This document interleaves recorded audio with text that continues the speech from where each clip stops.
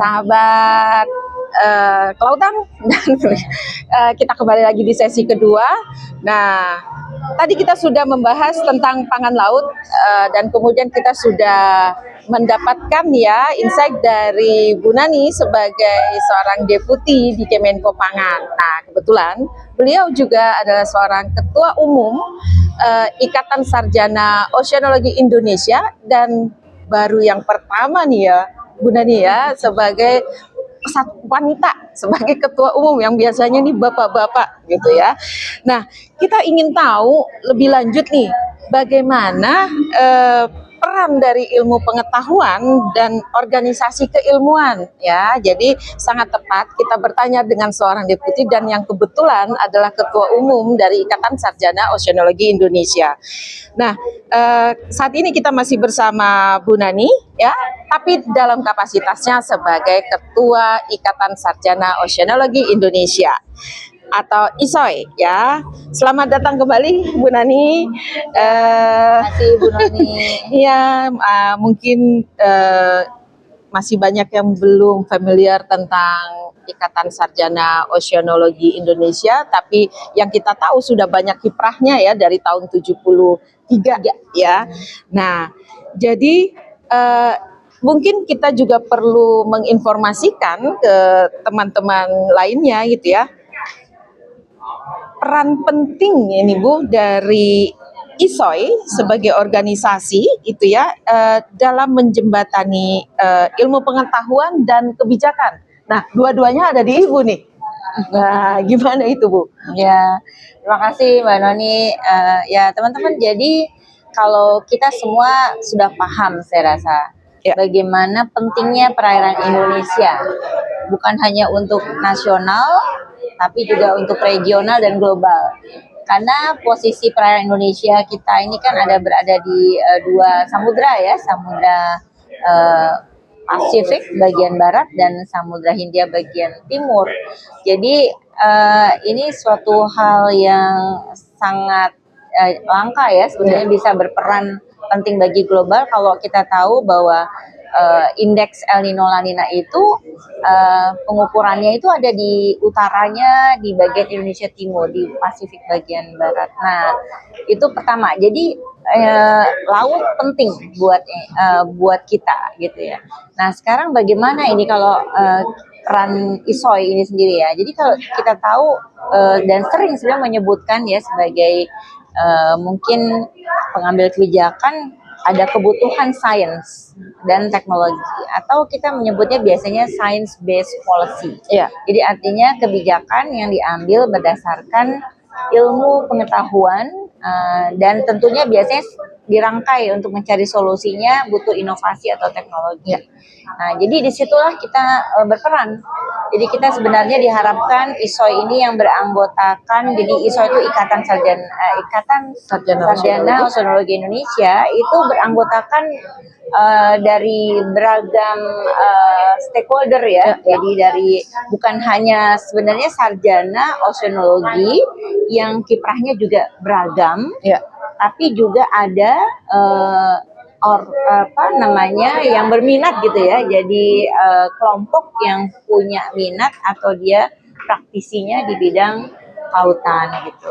Nah, jadi ini karena pakar-pakarnya ada di sini, maka kita juga sebenarnya bisa berkontribusi dalam hal memberikan masukan, rekomendasi yang bentuknya bisa dalam bentuk policy brief untuk tema-tema tertentu tergantung dari program pemerintah yang menjadi prioritas di bidang kelautan dan perikanan ya. Jadi ini karena terkonek ya, jadi kita bisa saja memberikan masukan bukan hanya spesifik kepada kelautan, tapi yang kaitannya juga ke arah perikanan yang membutuhkan sebenarnya laut gitu. Jadi rekomendasi yang kita bisa susun. Dan juga satu lagi sebenarnya selain science based policy, sebenarnya diharapkan ISOI juga bisa membantu mendiseminasikan kepada masyarakat untuk isu-isu tertentu, mengkomunikasikannya. Dalam artian yang berada di dalam organisasi ini bukan saja mereka yang sarjana oceanologi atau yang berbasis kelautan, Ya. tetapi kepada semua mereka yang aware Iya. tentang Iya. laut kita, Iya. gitu ya. Iya. Wah, ini isinya berarti orang pinter-pinter ini. Dan luar biasa banget. Orang-orang yang melihat bahwa laut kita itu penting. Jadi itu sebenarnya yang saya rasa anggota ISOI itu punya mindset seperti itu, sehingga kita mau bersama-sama ya, Iya. dengan bersama-sama. Nah, kedepannya ini Bu, kalau kayak kita ISOI, untuk perannya di tingkat internasional. Nah, ini kan nih sekarang nih karena ketuanya wanita nih, yang pertama sekali nih dari tahun 73 gitu ya, hampir seumuran saya gitu ya. Nah, sekarang untuk gebrakannya untuk level internasional, karena kita juga punya anggota di internasional ya Bu ya. Nah, jadi bagaimana nih Bu nanti gebrakannya sehingga ISOI juga bisa berperan untuk di level internasional? Ya, saya rasa tahun ini kita mulai dengan bagaimana kita bisa mensupport kebijakan pemerintah ya dengan science based policy tadi. Nah, ke depan sebenarnya tahun depan kita mulai merencanakan bagaimana kita lebih banyak berinteraksi dengan organisasi internasional ya, misalnya yang terkait dengan kita tentu IOC. Nah, di sini kita punya orang-orang yang ada di dalam ISOI yang memang aktif di sana. Ya. Dan saya rasa ini yang perlu nanti didorong generasi-generasi muda supaya bisa lebih aktif lagi gitu ya. Jadi itu yang pertama.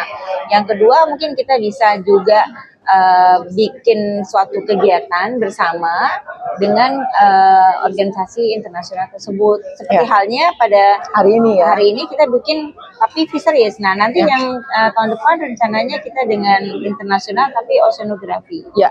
Sehingga nanti bisa lebih terkonek dan itu global ya. Jadi karena laut kita juga dipengaruhi oleh yang ada di sekitar kita ya. Satu contoh sebenarnya yang konkret dan sudah berjalan cukup banyak itu isu marine debris.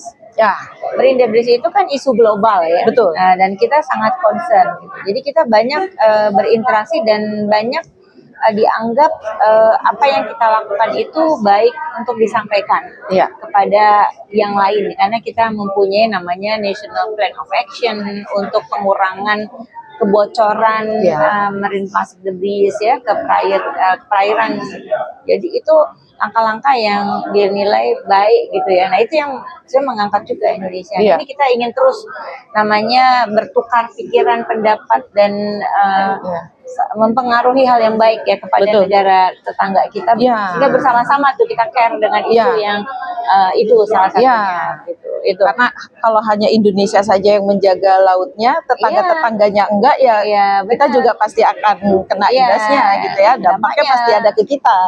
Betul. Jadi kalau tadi disampaikan juga oleh Pak Menkap bahwa sampah laut kita bukan berasal dari Indonesia saja, tapi karena ada arus yang membawa itu dari negara-negara tetangga dan mungkin dari negara yang jauh karena ada Jair ya yang transportasi. Betul. Ini terakhir nih Bu untuk sesi kita yang ini.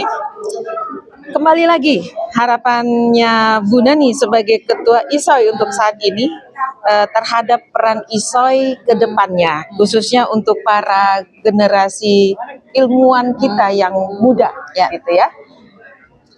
Kalau dari saya harapan kami ini tentu ingin agar ISOI bisa lebih bermanfaat. Jadi suatu organisasi atau asosiasi profesi yang bisa memberikan manfaat.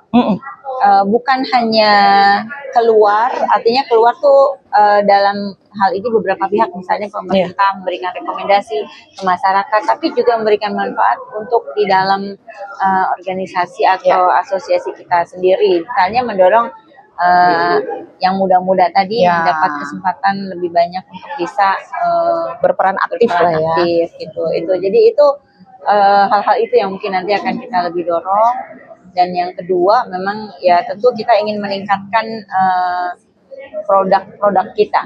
Jadi produk kita itu dokumentasi itu bisa beragam gitu ya, bisa kita akan aktifkan kembali. Mudah-mudahan ini bisa ya, kita rencananya ada majalah, Ah, iya, ada iya, iya, ya, iya. ya itu Betul, nanti betul, akan betul, betul, betul.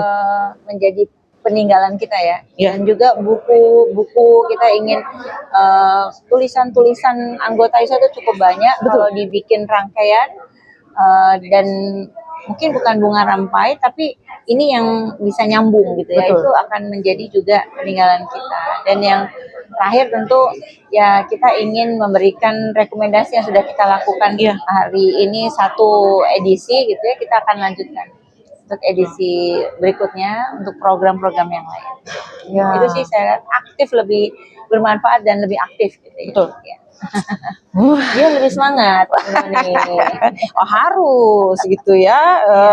Pokoknya kalau udah ibu-ibu yang pegang tuh gitu ya, ngegem banget gitu ya. Baik. Diskusi yang sangat menarik gitu ya tentang ISOI dan kemudian perannya di dalam apa namanya, pembangunan kelautan di Indonesia, karena ini tidak bisa lepas dari peran ilmuwan dan kemudian organisasi keilmuan. Artinya segala sesuatunya harus scientific base gitu ya, Mbak Dani ya. Nah, kita akan lanjutkan nih, Mbak, ke dalam membahas rencana kerja ISOI nantinya nih ke depan pada sesi selanjutnya, karena ini sangat menarik gitu ya, karena peran serta ISOI ini sudah mulai diperhitungkan gitu ya. Ini semacam giant awakening ya. Baik, teman-teman, kita akan ketemu lagi di sesi berikutnya. Ya.